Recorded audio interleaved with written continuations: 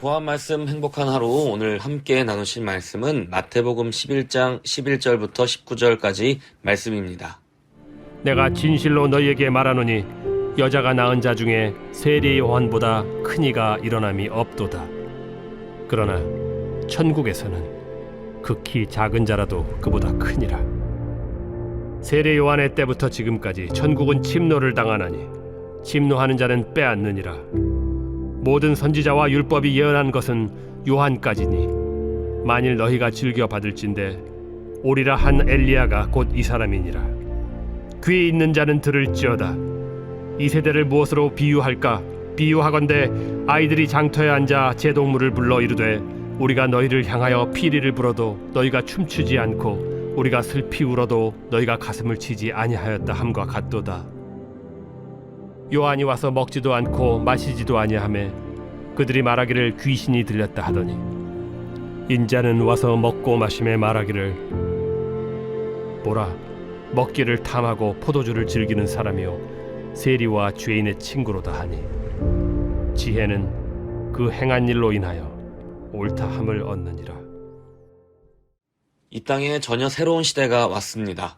예수님이 오셨기 때문입니다. 그분이 하나님의 나라를 이 땅으로 가져오셨습니다.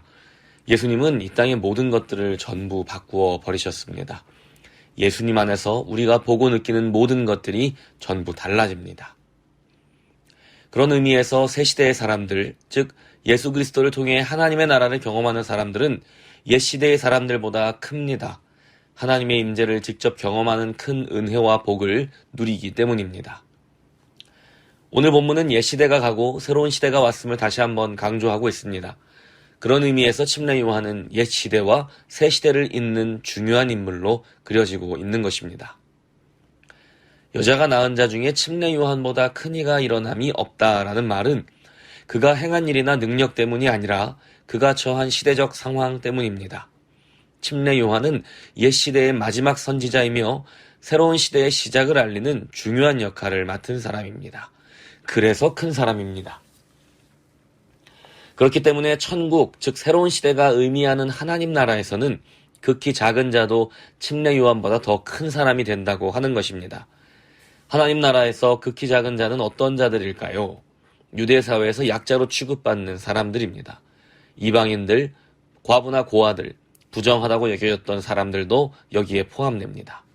그리고 바로 그런 약자들이야말로 복음서에서 믿음이 큰 사람들로 그려진다는 점을 주목해야 합니다.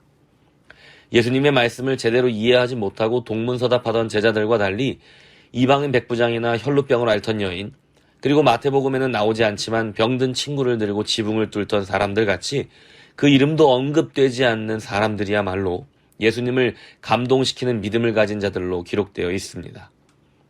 그런 의미에서 12절에 말하고 있는 침례 요한의 때부터 지금까지 천국은 침노를 당하나니 침노하는 자는 빼앗느니라 라는 이 말씀을 이해해 보려고 합니다. 이 구절에서 침노한다는 단어는 해석하기에 따라 전혀 다른 의미로 이해되는 어려운 구절입니다.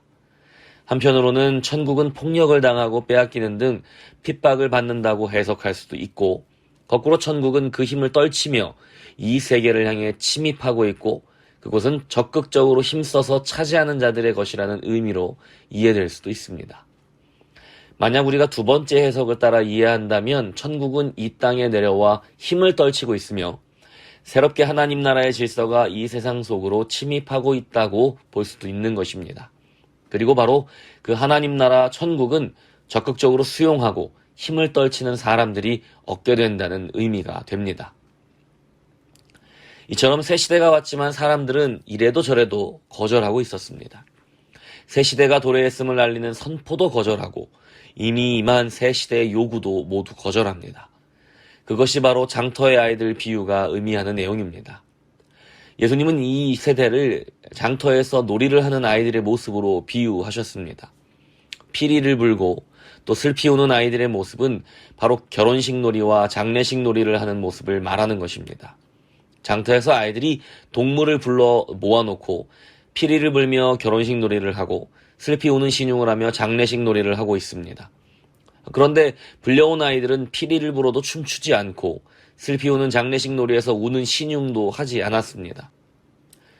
슬피 우는 장례식 놀이란 옛 시대가 지나가고 새 시대가 도래했음을 알리는 침례 요한의 사역을 의미합니다. 그는 일반적이지 않은 금욕적인 생활을 하며 사람들에게 회개를 촉구했습니다. 그러자 사람들은 그가 귀신이 들렸다며 거절했습니다. 반대로 피리를 불며 춤을 추는 결혼식 놀이는 바로 예수님의 사역을 의미합니다. 예수님은 하나님 나라가 임했다는 사실을 선포하시고 예수님과 함께 기뻐하자고 요청하셨습니다.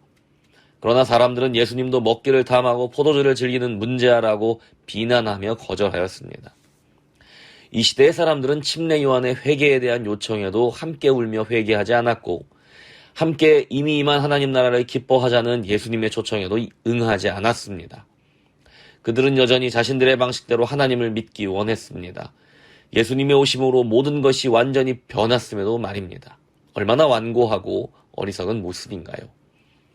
예수님은 그들의 모습을 장터의 아이들의 모습으로 비유하시면서 다시 한번 예수님 자신과 하나님 나라에 대하여 받아들일 수 있는 기회를 주시고 계시는 것입니다. 하나님의 나라는 예수님과 함께 이 땅에 이미 임했고 시작되었습니다. 그 나라는 힘을 떨치며 이 땅 곳곳으로 파고들게 될 것입니다. 오늘 본문 19절에서는 이렇게 말합니다. 지혜는 그 행한 일로 인하여 옳다함을 얻느니라. 여기서 말하는 지혜, 곧 예수 그리스도 그 자체이며 그분의 복음인 바로 그 지혜는 그 행한 일로 옳다함을 얻는다고 했습니다. 복음은 그 복음을 살아내는 우리의 삶으로 증명되고 또한 예수 그리스도의 다시 오심으로 확실히 증명될 것입니다. 그러나 그 복음을 거절하고 회개하기도 거절하고 복음을 기뻐하기도 거절한 그 사람들에게 남겨진 것은 냉혹한 심판의 결말뿐입니다. 사람들은 여전히 이미 임한 하나님 나라의 복음 앞에서 이런저런 핑계를 대며 거절합니다. 너희는 너무 답답해. 너희는 너무 편협해. 혹은 거꾸로 이렇게 말합니다. 너희는 너무 너희끼리만 즐거워. 너희는 이기적이야. 라는 등 갖가지 핑계를 들이대며 거절합니다. 우리가 너무 보수적이어도 혹은 너무 개방적이어도 어떤 식으로든 사람들은 복음 앞에서 울지도 않고 춤추지도 않습니다. 그러나 복음은 바로 우리와 같은 작은 자들을 통하여 증명됩니다. 우리의 삶으로 옳다고 여김을 얻게 됩니다. 믿지 않는 세상의 사람들뿐만이 아닙니다. 혹시 지금 내가 복음 앞에서 울지도 않고 춤추지도 않는 무감각한 사람이 되어 있지는 않습니까? 우리는 그럴 때 어떻게 해야 할까요? 천국은 침노하는 자들의 것입니다. 예수님의 옷자락을 만지던 여인처럼, 지붕을 뚫던 사람들처럼, 절망적인 문제를 가지고 예수님의 발 앞에 무릎 꿇던 사람들처럼 예수님이 우리 삶으로 들어오시도록 다가가야 합니다. 그분이 우리의 삶을 침노하도록 열어야 합니다. 그 복음에 굴복해야 합니다. 그래야 예수께서 가져오신 새로운 시대가 우리 삶 속에서 역사할 수 있습니다. 그제서야 우리는 그 복음으로 말미암아 울게 되고 춤추게 될 것입니다. 우리의 눈물과 춤이야말로 하나님 나라가 이미 이곳에 임했음을 알리는 최고의 방법입니다. 그 복음이 진짜 진리임을 알리는 최고의 방법입니다.